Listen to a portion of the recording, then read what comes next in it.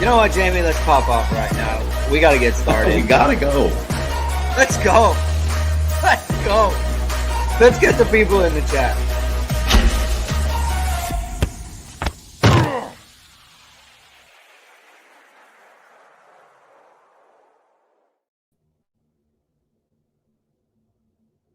Hello, everyone, and welcome to Hit and Hustle from IrishSportsDaily.com. I am your host, Greg Flamong, and with me, as always, is Jamie Ueyama. Jamie University. It is, what day is it? It's Tuesday, August 22nd, and we are in game week, Jamie. We have made it. It is our first show of the 2023 Notre Dame football season. We are so happy to be here, and we are so happy that there are people here and watching our show. And before we kick off everything, we just want to say this is our second season. Thank you, everyone who has supported us, who has taken in our content, who has subscribed, listened to the pods, and all those things. The channel has grown very well over the last few months. We are very excited about that. The podcast, Jamie, is popping off. Like every show now is just like our top show, like one after the other. So that's great to see. So we want to say thank you to everyone who takes the time to listen to us. Obviously, you have a lot of options. We are very proud of our product here, or what we're putting out. I don't want to speak for Jamie, but I love doing this. I love talking to Jamie about the team. It's a thrill for me to be able to do it. So I just want to say thank you to Jamie, to Irish Sports Daily, and to everyone who's listening. Really appreciate it. If this is your first time catching our show, please hit the like. Please hit subscribe. Please hit the notification bell so you know we're going live. Links to the podcast are in the description below. Thank you to Jamie for being here. His son is sick. Jamie is hitting and hustling right now. He is on no sleep, and he is here. So if the son wakes up and he's got to go take care of it, he might have to pop out. And but we've got a good show anyway. Jamie, how are you doing, man? Are you hanging in there?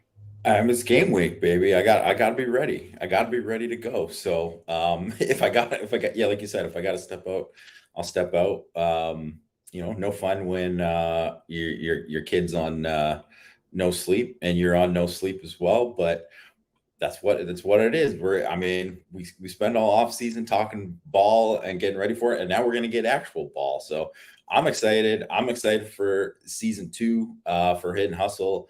I love doing the show with you, Greg. I love that we've had a lot of people. Like, I see people in the chat who have been there, like, I don't know, since day one, but close to it. And and then we're always seeing new people pop in there too that have become more regulars, and love it. Love to see it. Hope recommend us to more of your Notre Dame peeps, and hopefully we'll just keep building from there. Tyler Borgman is asking what ISD member had the privilege of going to Ireland. Drew is there. Drew Mentok is on site. I don't think Matt went. He did not, right? Matt did not go. He was going to go, and then there was he had never left the country prior to this, so he had to do some passport stuff, and it was looking like it was going to come down to the wire. And he was still going to go, but ultimately it was just like one of these things where we already recovered with Drew there. So that's kind of how they decided to do it. Plus, Matt is going to be on the road for a lot of games this year too. So it's worked out fine. We're covered there, and Drew will do an awesome job as always. Yeah, and Matt, and he does so much stuff behind the scenes anyway. Like he doesn't really need to be there because Drew can take care of all that stuff. Like the press conferences and all that, like the quotes. Matt is doing so many things. He'll probably go to a bunch of high school games too. Like he's always doing that, like checking out recruits and that sort of thing. So it's a good time. Vision Poet says, join Irish Sports Daily. Our forums are amazing despite Bukos being there. Yes. Look, I think every board probably has like a reason not to join, and Bukos is ours. Just kidding. He's the best. And go to irishsportsdaily.com. The content is amazing. And before we get going, another thing that's amazing is the bamboo dress shirts at ESQclothing.com. You're going to want to go check that out. We've been talking about it all off season, Jamie, since Wayne got on board with the Hit and Hustle show, and we had Gaw on the show, and he talked about his bamboo dress shirts. They're the best dress shirts you can ever gonna buy, seriously. And we talked about it before. They're machine washable, so basically the dry cleaning that you would spend on a dress shirt like this is basically, it pays for the shirt. Like, because dry cleaning is expensive, you know that. I think everyone knows that. So saving on dry cleaning pays for the shirt. Has stretch, odor resistant, wrinkle resistant, everything you're looking for, meant to be war tireless. Marcus Freeman's wearing it all over the country. So go check out esqclothing.com. Upgrade your shirt game. All right, Jamie. Well, hold on a sec. It is okay. It is Buckos. So Buckos. because people asking in the chat, it is Buckos because that's how you say it. Did I say it wrong? Did I say it wrong? I think Did I say Bucos? You said Bucos. But some people are questioning it in the chat. So people like, listen, if this show does anything well, it's get like pronunciations wrong. Yes, we are told very often about like the names and that sort of thing. Rob Wozniak, first in the chat, is asking about pregame rituals. Do you have one, Jamie? I mean, did you? I should say. No. I mean, like when you were, let's say when you were younger, maybe not now, but when you were younger. Never really. No, I was never a big pregame rituals guy if I was watching Notre Dame football or anything like that. I don't like. I mean, I guess I had them for when I played, but nothing too crazy. I was never a big. That wasn't like, it was like normal stuff. Like listen to music. I have my mix. I mean, I'm old, so like I was listening to like a Discman. There you go. Like holding it. Did you have the shock resistant one? I didn't have the shock resistant one, but I had a Sony one. I had a Sony Discman. I had the big old plug-in headphones that went into it, and you know what I mean. Like I had my mix that got me ready. Had my DMX. I was ready to go. Okay. All right. Well, that's good. I mean, for me, like I've never had one. Growing up, I never really had like a ritual. And now it's like I'm usually like, I want to watch by myself usually. The kids can be around. It's not like they can't, but like, it just, I don't know. It's like, I'm not working, but I guess I'm kind of working. It's weird. Like I do have to prep for the post game and that sort of thing. So I do have stuff going on that way, but I don't have a ton of pregame rituals there. I mean, I got to work during the game. I got to run the like a little running live thread, so that I I don't enjoy doing at all, but we got to do it. So, but I mean, even if I wasn't doing that, I am constantly taking notes and doing that kind of thing too. So I can't really watch it with anyone else. Like that kind of sucks. It is fun to watch with other people, and I can't really do it because I get distracted too easily. But that's part of the job. You got to do it.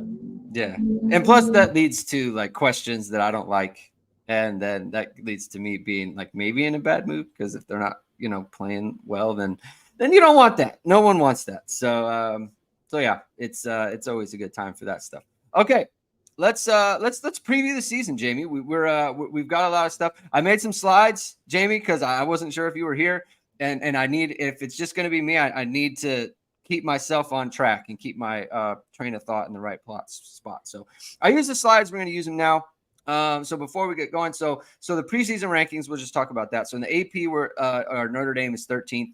The coaches poll, they're 13th, and the F+ is 11th. So that's the Fremo Efficiency Index. And the and SP Plus combined, they're 11th. Does any of that? Do you have a problem with any of this stuff? To me, it seems eminently fair. But do you have an opinion? I think it's all kind of fair. I would also say that it really means nothing. Even as much as I respect like FEI and SP Plus, over just like the regular. Media and coaches rankings. Yeah. It's just one of these things where stuff changes and there's projections, and so much of the projections are based on what was previously done, and things change. And that's the one thing about college football is there's so much that evolves in terms of like coaching staff, in terms of players developing, in terms of injuries and things that force things to be different. So I think it's good. I mean, I'm someone that I think that later on, as you get into the season, when you get 4 or 5 games in the season, I think that is kind of where you're. I mean, I don't really care about the coaches or the AP poll at all, really. But like in terms of like F plus, I think like 4 or 5 games of the season, that's when I start to really like, okay, this is like you're starting to get a really good feel of what the teams are. I mean, I do think one of the things, and all respect to Bill Connolly, who has been putting out SP plus for years, but I hate how there's like still like teams playing. There's like, well, there's still like 20% is the projections. It's like they're played now. Like it goes get until it like out. I'm not 5 or 6. Yeah. Yeah, I think they got to get rid of that. But I mean, it's obviously his formula. He's a lot smarter than me, right? So, but I always thought that was weird. Yeah, and I've talked to, so Brian Fremeau he's a Notre Dame professor, and he came up with the Fremeau efficiency index, and he's been open about the fact that he doesn't really know what to do with the guy, like someone like Sam Hartman, right? Like he doesn't really know what to do with that. So he's just like, hey, like this is all very grain of salt in the beginning. As it gets later in the year, it gets more and more applicable. I don't want to say accurate because that's a eye of the beholder type thing, but it's applicable. Like it becomes like, okay, it really does tell how a team's playing and that sort of thing on both offense and defense. So he's been open about that. But that's where Notre Dame stands now. I think it's fair, right? You finished 9-4 last year. You got some coming back. You got players who left. Obviously, Foskey and Mayer, like that's a big deal. So I think 13th, 11th, anything top 15 is pretty fair for the season. Vamos says, I don't know anyone who's been as enthusiastic about their presentation deck as Greg was at this very moment, and that's true. And my take is be proud of your work, be proud of the things that you do, and that comes through in your presentations. All right, Notre Dame's opponents. I broke them down into basically 4 categories. The big 3 is obviously Ohio State, USC, and at Clemson. Let's focus on those 3 for a second, Jamie. I heard you on Power Hour yesterday with Mike, and you said that I think you said USC was the biggest, I guess, hurdle for Notre Dame in terms of these 3 teams. Defensively. Okay, yeah. So I would agree with that just because Caleb Williams presents so many problems that are outside of game plan that it's just you have to be able to outplay him outside the structure of what your defense is. Obviously, a defense can come up with ways to stop a player like him, even if he's scrambling, right? Like the way you rush, like those rules can change your rush responsibilities and that sort of thing. Like that will change with him versus another type of quarterback. But at the same time, like he is doing things that are outside the structure of even that, right? And that was the problem Notre Dame had last year with him. They were in position to get off the field, and he was able to make a play and extend drives and ultimately score touchdowns. And so he presents the biggest problem, I think, of anyone on the schedule for Notre Dame. Just any singular player, I think Caleb Williams is the biggest problem there.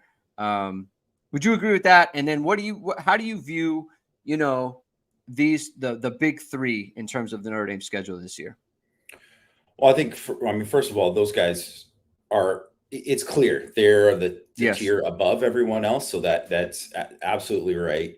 And I would agree that Caleb Williams is a different kind of X factor. I mean, I think you could say Marvin Harrison Jr., the combination of him and Emeka Egbuka, that's certainly going to be an incredible test for Notre Dame.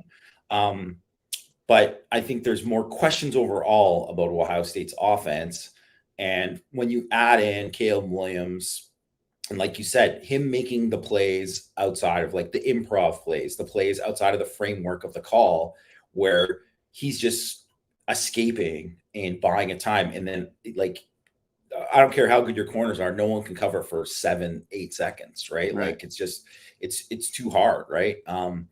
And plus, he could just do damage with his feet as well. So, and the fact that it, if they didn't have the receivers that they had too, and I wouldn't say they are on the level of Ohio State, but like depth wise, they are. Like they're, their top like five, I would say are. I mean, certainly Brendan Rice, Mario Williams, Dorian Singer, like that's probably like the number two, top three receiver trio in the country. It's really, really good. And then they have all these other, I mean, they have other guys who can make plays too. And because you can't get into situations where you have to cover these guys one-on-one for too many plays. Because if you're doing that, you leave yourself vulnerable for the big play in the passing game.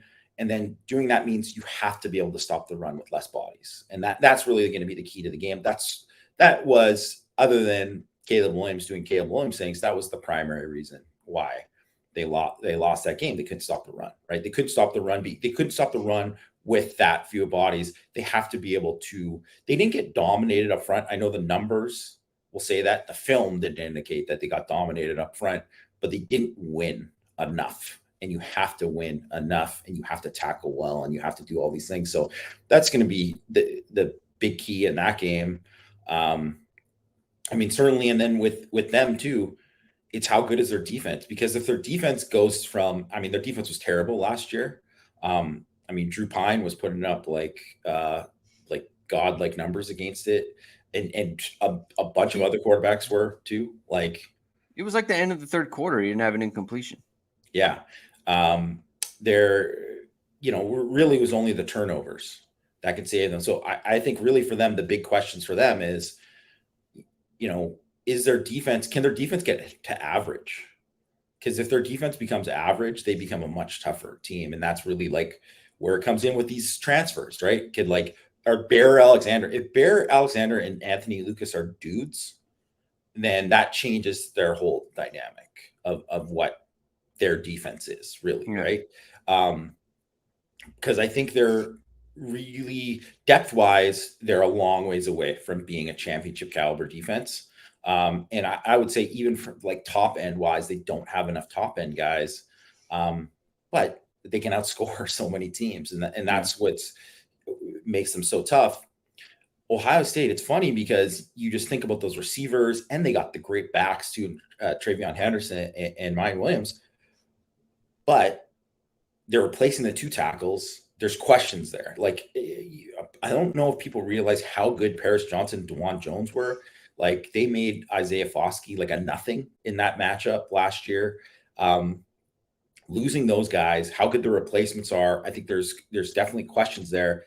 How good's a quarterback, right? Like, who's going to be the quarterback? Because they haven't decided yet, right? That's still a thing, right? Is it going to be Devin Brown, who's pushing, who's a top recruit? Cal McCord, is it going to be him? If chances are one of those guys is going to be very good, right? But if they're not, then that lowers their ceiling on offense. But I think the thing is about Ohio State is I think the defense is going to be nasty. Like, their defense is really, really good.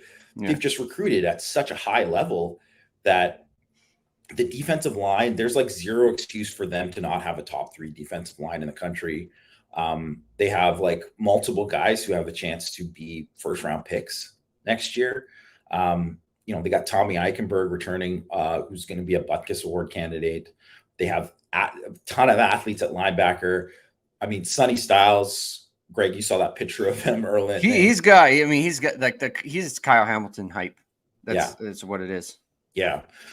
So he's a freak. And I guess it's like, if they have the corners that can match up, but they've recruited well enough there's nothing to suggest they won't be great at corner. Yeah.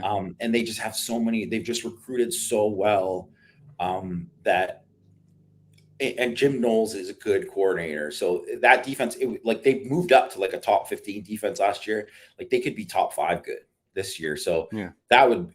that's the one thing. They just have talent wise, they're the one team. They have those questions, like I said, on offense, but just straight up talent for talent, they're just so much farther ahead than most teams in the country, right? There's really only, it's like them, Georgia, and Alabama, just in terms of raw talent, right? Like, it doesn't mean that, Notre Dame can't beat them, or doesn't mean that their questions can't hurt them and then Notre Dame can't take advantage of that. But it's just like, how good can Notre Dame's corners be in that game? Because I think Notre Dame's corners are right up there with the best in the country, but those receivers are the best in the country, and those are going to be huge matchups. And then Clemson, I think it's just really one of these things where the defense is loaded with talent, right? They got two of the best linebackers in the country, where they're not as talented on the defensive line as they normally are depth-wise, right? But they still have Tyler Davis as a stud. They still have dudes there, right? They've recruited well enough that even though they lost some guys, they lost a couple first-round picks, they're still really going to be still really good on the defensive line. And it's really like where they're at with the secondary, because if the secondary were all young last year and those guys weren't that good, and if they're better, but I mean, you can't deny that Notre Dame bullied them, and they're going to be embarrassed. I mean, I'm sure they were embarrassed by that. I'm sure they're going to come to play. That's going to be like a crazy environment. So I expect them to kind of bring their best there. And where's the offense with Cade Klubnik, who really wasn't good as a freshman? Like he didn't really show any flashes, to suggest like, man, this guy's going to be a star right now. So it's like, where is he at? Obviously, we're going to learn a lot before they play in November. And, Garrett Riley, Lincoln's brother, who's the offensive corner at TCU, did a fantastic job there. If they're like a top 10 offense again, then that changes the dynamic of things. But do they have the receivers? Because I don't know that. I'm a big fan of Adam Randall. I think he's a guy who can be a total stud for them. Antonio Williams is a talented player. Is one of those guys T. Higgins? Is one of those guys Justin Ross? Because if they're not, that like changes the kind of where their ceiling is, right? So I think easily, like if I said who's the Notre Dame's closest to Clemson in terms of talent, USC, I think maybe as like skill talent wise, obviously has an edge on Notre Dame, but defensively they got a ton of problems, and they also have depth issues. Ohio State is the one team that if they are clicking in everything and they get the answers at quarterback, that's going to be a very, very tough game to win.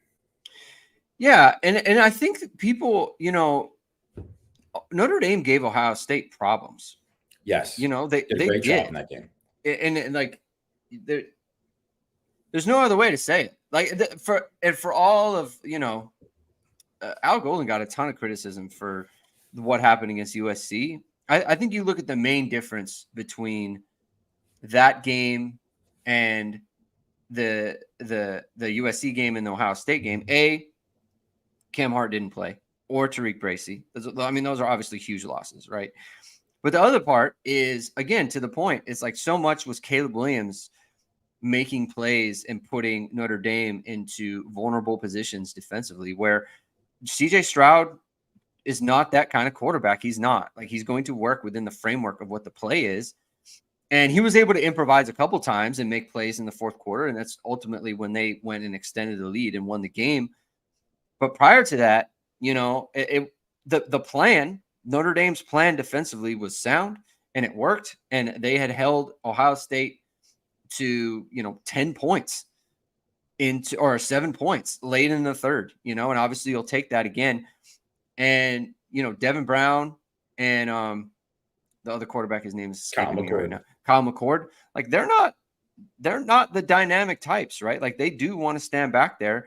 They're more pocket guys, yeah, they have some mobility, but not the type of mobility that Caleb Williams has. So that's something to keep in mind. And obviously, I agree with the USC and Clemson takes. The Clemson game is going to be difficult just because of where it is. It's at Clemson.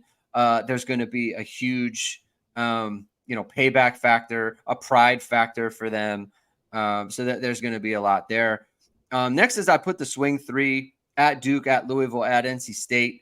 I think these are games that if you look at them in a vacuum, you would say, Notre Dame, you like them, right? Like you like Notre Dame against these teams, but games aren't played in a vacuum. They're played within the context of a whole season.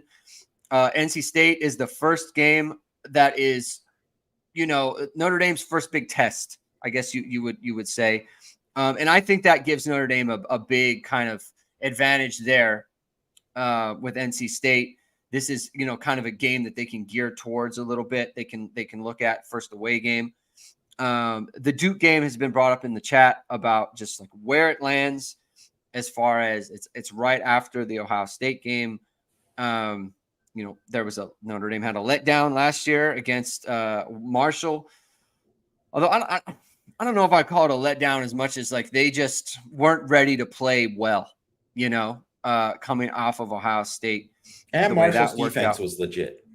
Yeah, like there was a lot of like it's Marshall, you have the name, but they had a good defense. The stats back that up throughout the year. So that was a real defensive team. So you look at these 3 games, Jamie, what obviously Duke, like they might be just the best team out of these 3, just regardless of where they land. Obviously Mike Elko's a really good coach. Do you have the same concerns about Duke? I kind of don't. I don't think it's a trap just because of the way that the schedule kind of plays itself out. But what do you think about it? I do think that has a chance to be a trap game just because, like, let's say Notre Dame wins that Ohio State game. I mean, they're going to be on such a high after that game.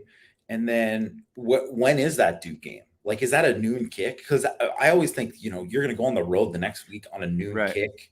Like, it's a different kind of thing. Or even if you're playing at night at Duke, right? Like, just to go there on the road at night, it's just a different vibe. Obviously, it's not like a crazy environment, right? Like Duke isn't, although I'm sure that'll be like their top sellout of the season and stuff. Like people aren't paying for Duke tickets that outside of Notre Dame games and maybe like North Carolina or whatever, right? Like, so I think from that perspective, you're not worried about that part of it, but Duke is better than normal Duke, right? Like they were pretty decent last year. They finished 9-4. Riley Leonard is a legit quarterback, right? He's a legit quarterback. They have a left tackle who's going to be an NFL guy.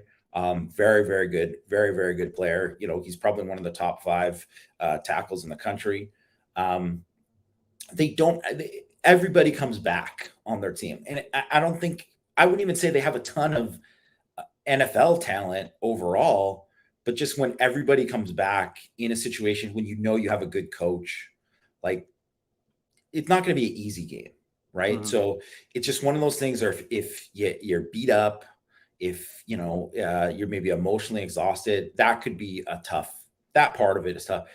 Louisville, it's just one of those games to me, why they're in the swing 3 is there's such a mystery because one, I think Jeff Brohm's a pretty good coach. Like, I think he's a pretty good coach. I think he did obviously a good job at Purdue. Like, he inherited not a good situation at Purdue and kind of turned it around and made them like, a pretty consistent bowl team. And they were good right away at Purdue, right? I do think that they basically remade the whole roster, right? Like, it's like half the roster. They might be like next to Colorado, the most like remade over team. It's just, they were really good on defense last year, but they lost a ton. They lost their 2 best pass rushers. Like, how good are they on defense this year? They brought in a ton of guys that have played at other schools too. So it's like, but how good are those guys, right? Like, It's not like they brought in all conference guys, but sometimes those guys in the right scheme and the right fit can be really good. I think what makes me think that there's no way they're going to win that game is at quarterback, right? Like, Jack Plummer's a quarterback. He's played Notre Dame twice before. Because he's played, Notre Dame twice, not just against Notre Dame. I've watched him a ton when he was at Cal, and I watched him at Purdue, and I just don't think he's that good. Like, I just think he had his best plays were those scramble plays, right? If he's Yeah. got to go, and they're just like got to be a team that throws the heck out of the ball because that's who Braum is. And I just don't think they're going to be able to last. Like I think Notre Dame's pass rush will overtake that game. So I think ultimately, and that's the main thing too. I don't know how Louisville, they'll have to manufacture points is how I would look at it in that game. And then NC State, I think it's the same because Armstrong, the Brennan Armstrong came over from Virginia, and he came and he had that really good year in 2021, but the offense was like perfectly set up for him, right? And like they had a good offensive line, they had really good receivers, and they just threw the ball deep a ton. And they don't have the same receivers at NC State. I think the O-line has better players than what he had at Virginia last year, but I don't think they're great. And on defense, that's the one thing because they have been good. They've been top 15 in DF plus the last 2 years, but they lose a ton. Tony Gibson's the defensive coordinator, just done a great job at NC State, was at West Virginia, did a great job before that. But because they lost so much, like they have an all ACC linebacker in Peyton Wilson. They have an all ACC cornerback. They've got some guys who can play. They have good players in the defensive line. I just don't think they're going to be they're going to be good, not great. Yeah. Right. So I just don't know how many points they're going to score in that game. So I think because these games are on the road, if any of these games are at home, I'd be like, put it in a different category. Right. Yeah. But the fact that they're true road games, I think that's, the one reason, and the unknowns there. And if I had to rank the ones that I think, should worry Notre Dame fans the most, I would put Duke 1, Louisville 2nd, and NC State 3rd. Yeah. The reason I'm kind of off Duke a little bit as a trap, like Duke could very well win. I think Notre Dame will be ready. And the reason I think that is because they have the first 4 with NC State.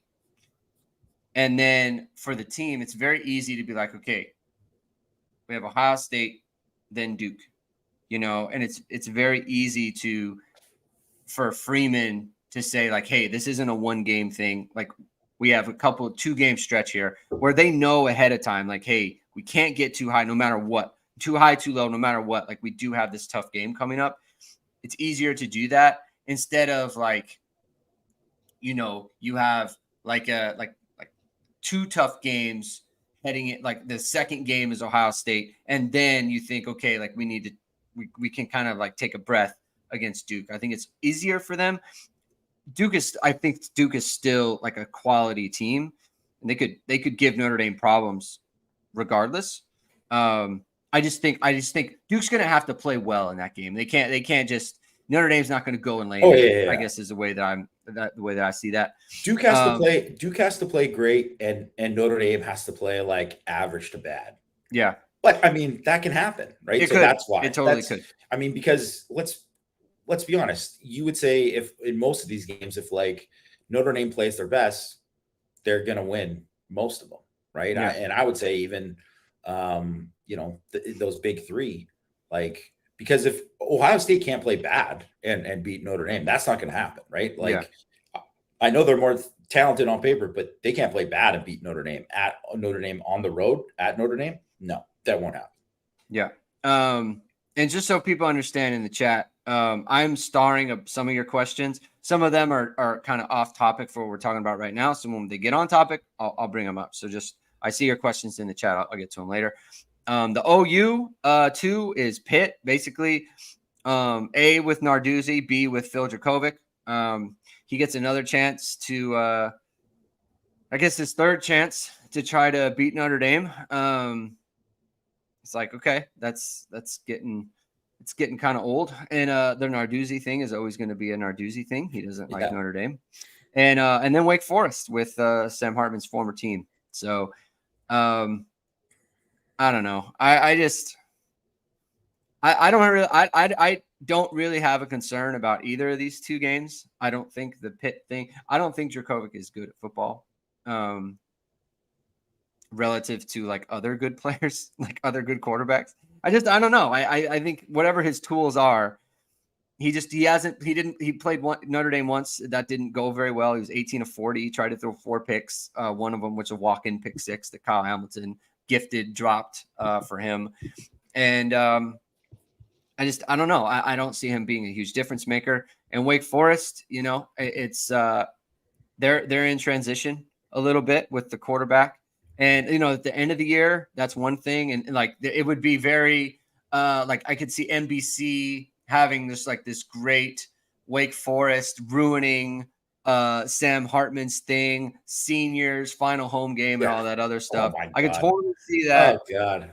I could totally see that, but I'm not going to go around predicting it either. So that's what I see there. What do you think of those two teams, Shane? I mean, they're definitely going to have those graphics ready to put up there. I think, Wake, I'll start with Wake first. I think their offense could end up being pretty good by the end of the year. Probably not where they were the last couple of years where they were like top 15, in OF plus the last 2 years. And it's not just because of Hartman or, they got a new quarterback. I think that new quarterback is probably going to be pretty good, because I just think the system is good. So I think he'll probably be fine. And they'll have receivers, but I think you look at what they are and you're going against their receivers are the strength of their offense. They're not a team that runs the ball really well, have run the ball really well at all. So you're going against Notre Dame's strength in the secondary. Don't like that matchup for Wake Forest. And then I think the defense is probably going to stink again too. So unless the defense is way better, I don't see Wake Forest having a chance in that game. Pitt, they lose just a lot. They lose a lot. They have lost just basically like name the position they've lost. Like, they lost their leading rusher. They lost, starting tackle. They lost their leading receiver. Most of their top receivers. They lose, their best. Kalijah Cansey was a first round pick up front. They lost their 3 best edge rushers. They lost their top 2 linebackers. Pretty much all the best guys come back in the secondary. That's the one thing. But front 7, they have to replace a lot. Shane Simon is there, and I think he's a good coverage linebacker, but I don't think he's a great player versus the run. And I just don't know, how they're going to be. They do a good job of evaluating defensive linemen, but it feels like they're kind of an in-between year in terms of where they're at up front. So it's kind of like a good year to get them. And like you said, Djokovic, show me, when does this guy have the goods to come in and do something like that? He just hasn't shown it. He hasn't shown it. And I just think that, I would, don't bet the house that he's going to throw 3 picks, but you can put a little bit of cash on it if you want, because I feel like he's probably will throw 3+ picks in that game. He could beat a bad Notre Dame team, but not a good one. And we think this is be a good team. So I don't know. I don't want to get too far. I don't like getting too far into, that's not till October 28th, so that we'll have so much more evidence about those teams. But at the moment, it's just oh man, it's honestly more than anything, it'll be annoying just from a narrative standpoint. And then the don't you dare 4 teams. Don't lose to any of these teams. Don't. Maybe, I don't know, maybe you could have a close one or something against Stanford or Navy or whatever. They shouldn't against Navy just because of the first game, but it's I don't even want to get into it. We'll talk about Navy on Thursday, but Notre Dame has no business even being in a close game against any of these teams for a good Notre Dame team. All right, let's get into the team itself, Jamie. And I put these down, and you can kind of comment on it after we go over them. So offensive strengths for Notre Dame, I think, are our top end talent, right? So Sam Hartman, and I'm talking from a college standpoint, like college football player standpoint, right? So I don't know where Estime is going to be as a, as a pro, but top end talent, Estime. Yeah. Sam Hartman, Joel, Blake Fisher, and Audric Estime. They're top end players on any college football team, and it's like those are the right positions, right? Like your two tackles and your quarterback and your running back. Like if those are top end players, like that's obviously a very good thing. Offensive line continuity with Alt Fisher. Oops, I capitalized that. I shouldn't have done that. Alt Fisher and Zeke Carell.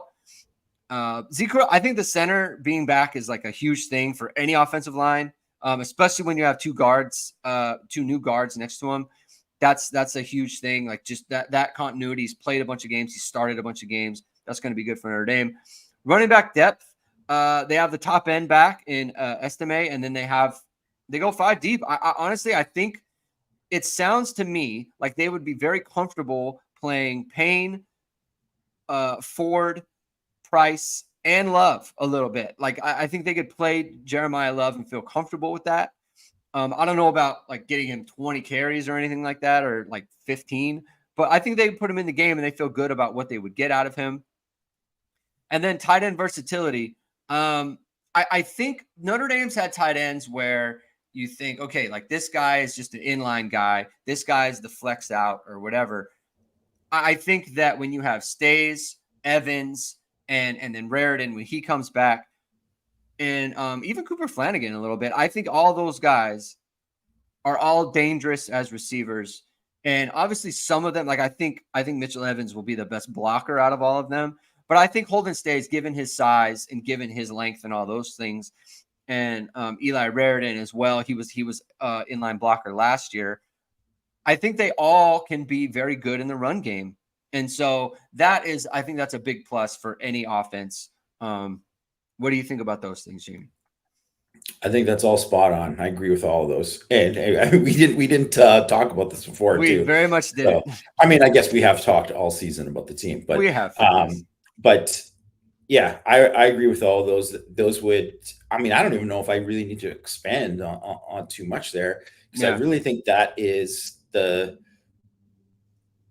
foundation of the offense, right? Like that is what that the floor of the offense is going to be fairly high because of all that you mentioned there. And I really think too, like, and I know you and Michael Bryan did the ranking, the units, the position units with our buddy Chris Wilson on the Rakes Report pod, and how tight end was low. And it kind of is because of just production and where they're at and the unprovenness. But it also wouldn't surprise me if you were like, at the end of the year, you said, man, tight end was like top 4 unit. Really good position. Yeah. Right. Yeah. So I really think that's something to watch there. Right. And especially with those backs too. Like, I do think that there's a number of those backs that are after Audric Estime. Those guys, like a couple of those guys could end up having like big jumps to the point you're like, oh man, this guy's special, right? Like they have that there. And I think it's just absolutely huge that Zeke Carell, that isn't a long-term thing. Yeah. Because if that wasn't the case, if they were like, oh, he's going to miss whatever, even if it's just the beginning of the year and people are like, oh, these games aren't as, good thing they're playing easier schedule at the beginning of the year. I mean, that just wouldn't be good. When you're breaking in these new guards and stuff. Yeah, you want him to get time with the guards for sure. And by all accounts, it seems like he's going to be able to play against Navy. But something to monitor there. Weaknesses, uncertainty at wide receiver. What is the floor? What is the ceiling? Like, it's hard to really know, and that's why it's a weakness. Like, I could totally see, I could totally see wide receiver being a strength on this team, but at the moment we are not sure. The new guards, it's just They have not played. I mean, Coogan's, I think, played a little bit. Rocco's played a little bit, but I we're mean, talking barely like any. starting guards at Notre Dame. Yeah. Like you need to be the foundation, part of a what fans and the team would want to be a Joe Moore Award finalist line. Like that's a big jump there. Where are the big plays coming from? Again, like you would like to have more clarity there. You know how it could happen, right? Like Chris Tyree is an obvious example. Tobias is an obvious place. I think they have the running backs for it, but you do need to see it first. You do need to see Notre Dame get those big plays. Who's it going to come from? And then you have the new offensive coordinator with Jared Parker. We just have no clue. And look, again, just to kind of go back to like when he was hired, it was just kind of one of those things where it's like, okay, this is what it is. Notre Dame has to make the best of it. It's possible that it just so happens that he is really good and knows, like he just has a natural for it and knows how to call games and is comfortable calling games. It's very possible that that's the case. It's also possible that this year is tough and it's kind of not a good year for that with Sam Hartman having the 1 year. You get one shot with him. It is possible. So what do you think of those things, Jamie? I mean, those are the obvious questions, right? And I mean, I would even call it more questions than it would even weaknesses because we just don't know, right? We just don't know. Like there was someone who said something about Chris Tyree there. Everybody's talking about, hey, he's going to have a big year. I mean, I don't think everybody's talking about that. Like I think people are thinking that he has potential, and I think people are who like fans or analysts and people who cover the team know that they kind of need somebody like him, right? They kind of need somebody like him to be like an Avery Davis type, right? Like a guy that can make plays after the catch, that can catch a crossing route, and then all of a sudden, a 5-year crossing route becomes like a 20-yard gain, right? Like they need someone like that. They need like someone who can make plays after the catch. And if he has space, he has got the chance to do that. And the future is so bright for guys like Jaden Greathouse and Rico Flores, but it's like, how good are they going to be? And is it going to be like instant? Right. Because I think there's so many people, like I've seen people like Jaden Greathouse is going to lead the team in receptions. Like, well, he's not starting right now. Like, it doesn't mean that he could. I mean, I think it's, not like there's not a 0% chance it happens, but yeah, I think people are getting ahead of themselves when just saying like, this is definitely going to happen. Like, I think he will probably have very good production and be a good player, but you don't want to, it's just unrealistic. There's just not a lot of, freshman wide receivers at Notre Dame and anywhere really who put up big numbers, right? So I think like over 25 catches is like a big year for a receiver, right? And Notre Dame has never had anyone that has had 2 freshmen over 10 catches in the last like decade. Maybe they had it way before or whatever, right? But like definitely not in the Brian Kelly era or anything like that. And they didn't have it with Charlie Weiss either. Floyd, and people can't look at Floyd because Floyd is a freak and he was a 5-star talent and a different level of guy when he came in. And it's just a lot to expect someone to do that and be Michael Floyd. So yeah, Tobias, it's going to be huge to see how much he can contribute. If Jaden Thomas can really be a truly, wide receiver one, I think there's a bunch of guys, I think, in the wide receiver room now. And Chancey Stuckey talked about it. They feel way better about the depth now than they did before, and they should. And they have guys that are going to play in the league, like guys who are going to be NFL players. But most of the guys are young and inexperienced, right? So it's going to be a process, right? And can those guys get up to speed early enough and then not just that, do it against the best guys that they play against. And to me, that goes hand in hand with the big plays and where they're coming. And then Yeah. like Jared Parker, you only know where he's at when as you go through the season, because not every game is going to be a no-hitter, right? Like you're going to give up some runs, right? You're going to have games where you have to get out of jams. You have to make adjustments. You got to do all these kind of things.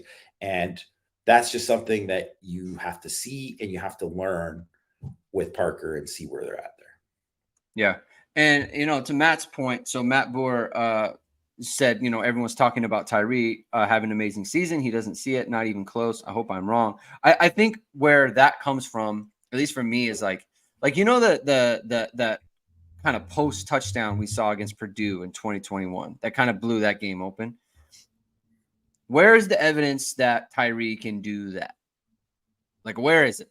Like, because that's what, like, the slot, right? Like, that's what you want.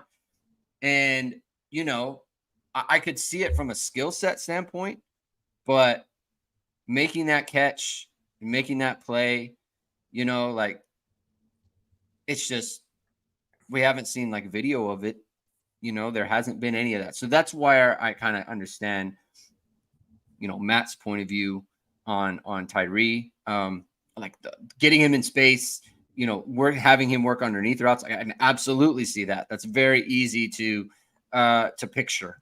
I can picture that in my mind, but it's like the other stuff. It's like post corner, catching the ball in traffic, right? Like catching the ball in between two defenders. Like, is that in his bag?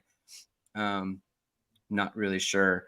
But something that I can picture, and if you need a good picture, Jamie, what a segue. You can go to VSR Media, founded by Notre Dame Football pregame host, Emmy award-winning anchor Fahid Sadrazadeh, who is in Ireland right now, working with, I think, ABC, the affiliate in South Bend. VSR Media provides professional and cinematic video and photo, whether you're looking for a collegiate or pro-level highlight reel, have a personal story to tell, or aiming to diversify and grow your business. VSR Media specializes in short and long form video storytelling, social media management, and website design. VSR Media also captures professional headshots, senior and sports photos. Contact them at vsrmediacompany.com. Mention Irish Sports Daily and receive 20% off your first project. Visit them online or give them a call at 574-800-9106. All right. Let's move on to the defense. So defense, strengths on defense. Speed, I think, is a huge one. And honestly, this is like super big for me. The best defenses in college football right now are fast and they can run.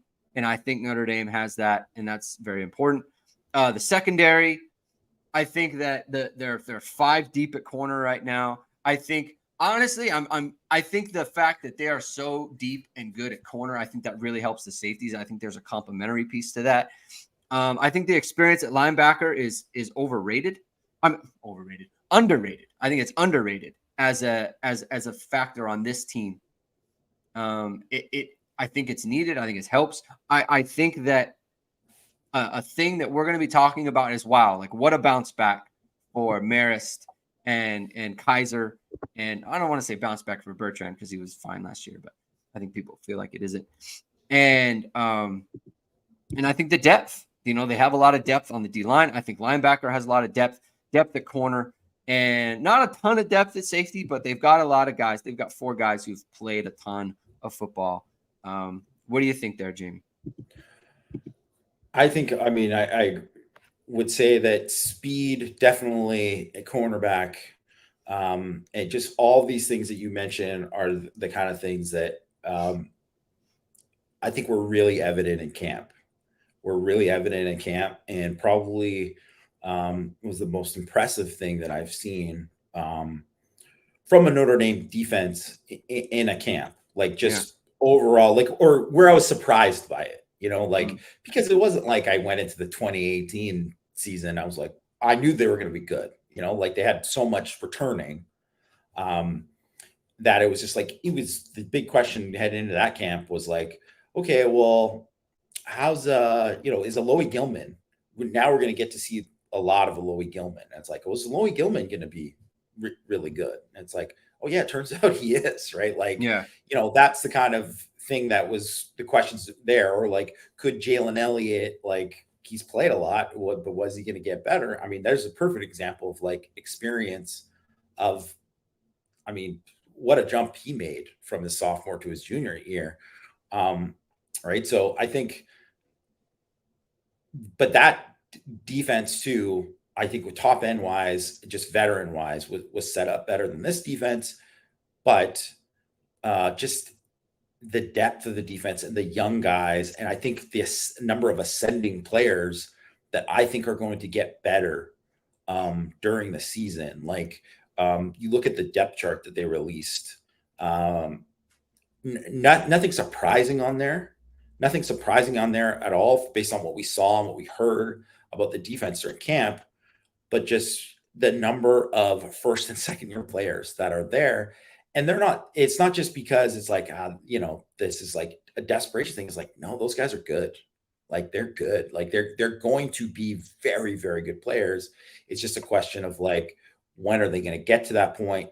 Yeah. Are some of these guys going to get to that this season? Are there going to be guys who become rotation guys that become, all of a sudden this guy's a starter level, and or are there going to be guys who are like starter level that go like another level? Like, and that's kind of where it's going to kind of depend on, what the ceiling ultimately is. But I think the ceiling is high for the defense. Yeah. Yeah. I mean, I that's probably, I should have put that just as one, like a high ceiling for the defense. On weaknesses, I think the D line is kind of similar to wide receiver, frankly. Like, I think you look at, there's a lot there that you feel like this could really work out. Like Gabriel Rubio, for example, and Jason Anye and that sort of thing. Haven't seen it in games, and that's the only thing. So I think I should have titled both of them like defensive questions, offensive questions, that sort of thing. Haven't seen them in games, right? And so you can't feel comfortable until you do see it, especially in like a big game. Like, we like Jason Anye in practice. We like Gabriel Rubio in practice. Can they do it against Ohio State? Can they do it against USC? Can they do it on the road against Duke, right? Like on a week-to-week basis. Because there's one thing to flash, right? It's another thing to be on a week-to-week basis. The team can count on you to give good performance. Same thing with Jordan Botelho, right? It's been great in short little segments. He's had a good game. Like, he had a great bowl game. Can you be a high level player for 12 games, for 13 games? Like, that is a huge question. I think that's kind of the case along the entire defensive line. Riley Mills, the same. I think the only person who we've seen be consistently good throughout a full season is Howard Cross. Yeah. The rest of them, it's like you can say like, I get it. I know what it could be, but the difference between being able to do it and being able to do it week after week is another thing. Problem against the run. I think their run stats were okay. I think that there's an eye test element to this where like a team like BYU can run on them, right? Like a team like USC can run on them. And you just got run on a little bit too much. Obviously, Marshall at the end of that game, they ran on them, so there's that element to it. And then just a question, top end talent at safety. Like, I do wonder how good can Xavier Watts be? How good is that? Like, how good is his best? I have no question he's going to be a very good player. I think he's going to be a solid player. I think his production is going to go way up basically across the board. But what's that top end talent? And then behind that, how good can Ramon Henderson be? Like, what will we think of him? Like, what is his ceiling as far as can he be better than Jalen Elliott? Can he be better than, I don't know, Matthias Farley back there, right? Like someone like that. That's an open question to me. Beyond that, I don't, there's not a ton of questions, weaknesses on this defense. I think they're going to be. I think they're going to be good. But what do you think there, Jamie? Yeah, I think, like you said about the defensive line, it's just seeing it in games, right? It's seeing it Yeah. in games. But I think what we saw in camp and what we saw in the spring, I'm very excited about the potential and the ceiling of the defensive line, specifically when you're like guys like Rubio and Anye, who were like, man, I mean, before the spring, it was like, well, Anye needs a big spring. Well, he had a big spring. He had a big spring. And it's like, well, he's got to keep it going. And yeah, he kept it going. Like, he's really good. And then Rubio really took a big jump. So the guy who played against BYU, who, got reach blocked and did a terrible job on one play where they ended up getting like a 30-yard run on an inside zone play. That isn't the same guy that Rubio is now, right? So that's the big thing. But it's like, I think the high end for the defensive line, like, I think it's very high. And I like the depth. It's just, you just want to see the production. And then I also think, like, there's the question at the strong side end spot where it's like Nana is solid. Nana is like Jonathan Bonner is the way that I put it. Like, you're like, yeah, this guy can play. He's a player. Like Jay Hayes, maybe. Yeah. Like, I would say he's even more consistent than Jay Hayes. Just in terms of against the run, but he's a limited pass rusher. He's just not a guy who's ever flashed as a pass rusher. So, and I would say that's, I mean, you could say that about Hayes and Bonner, really, right? Like, those guys weren't guys that they made their biggest impact. And JJB he's got that kind of talent and that raw ability against the pass. But my questions about him when he transferred over from Ohio State was like, this guy isn't great at the point of attack. And I just didn't see him be consistent at the point of attack. And really, like, where is he going to be? If he can do that, then, I mean, that changes a lot, because there's no reason why he shouldn't be, but it's a 6th year. So it's like, is this just who he is? You got to see. I do think, what you said about the veterans at linebacker and the fact that they got some of these other young guys there too. Like, I just like the athleticism there at linebacker, and these guys are playing faster. They cut down some stuff there. I think they're better there. That's going to help. And I think in the interior, they're just bigger. Right? They're like average 6'4", 298, and those top 4 defensive tackles, when it was like 6'2", 290, right? 289. Like, last year, they're bigger, they're stronger. I would say they're more athletic too, even more bigger and more athletic. So that's a thing. That safety thing, we're just going to have to wait and see, right? And so much it is like X Watts to say, like, okay, it's one thing, Chris O'Leary's like, yeah, X Watts is going to have a big, big year. What does that mean? What does that mean, right? What does that a big, big year mean for him at the position? What are they going to get? Like, Henderson, I think Henderson looks much better, the best that he's looked in his career by far. But where is he going to be? And then the other thing is, I would say even throw their depth at safety, because you have those top 3 guys like DJ Brown, can play, right? He can play. Antonio Carter, I don't think we know yet, right? We don't know yet. Obviously, he's making the jump. He didn't show enough when we were there in camp, and I didn't hear enough to say that, like, oh, this guy is going to be that. But maybe that's something that happens during the year. And then you got Adon Schuler there too, who's a true freshman. And it's just a true freshman safety. It's a tough position to play as a true freshman. And so if they get an injury there, where they're at, like, you want to do a lot of this stuff where they're running that spear defense with the 3 safeties. How does that get impacted? I guess it just depends, right, what they're doing. And because that's like a sub package thing. And that might be the perfect thing for Antonio Carter, right? Where it's like, okay, we're going to let you loose and you're going to attack more and you're going to do things a little bit more defined here rather than, play deep as much. Yeah. That might actually be a best fit, or they might try somebody else there at that Aztec position, right? So, but yeah, those are the things I think they need to stay healthy at safety. I think that's going to be a key. Yeah. I think Clarence Lewis can be kind of a solution there as well. Yeah. So that's another guy they could throw in depth wise. All right. So those are my terrific slides. Thank you everyone for looking at those. Just a couple of the questions that I start here.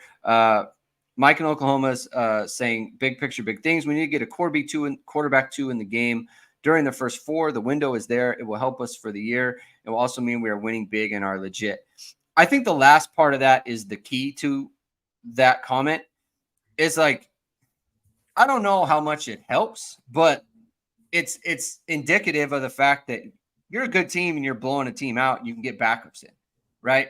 I think that people like make too much of the garbage time that players get and not enough that it's just indicative that your team is good, right? Like that's the indication. Now to me, it has like, a quarter of garbage time football isn't as much for the younger guys as it just indicates that your team is really good. CMAC is asking, do you believe Freeman opening depth charts signal a big warning to Notre Dame vets that my guys will play if you don't perform? No, I don't see it like that.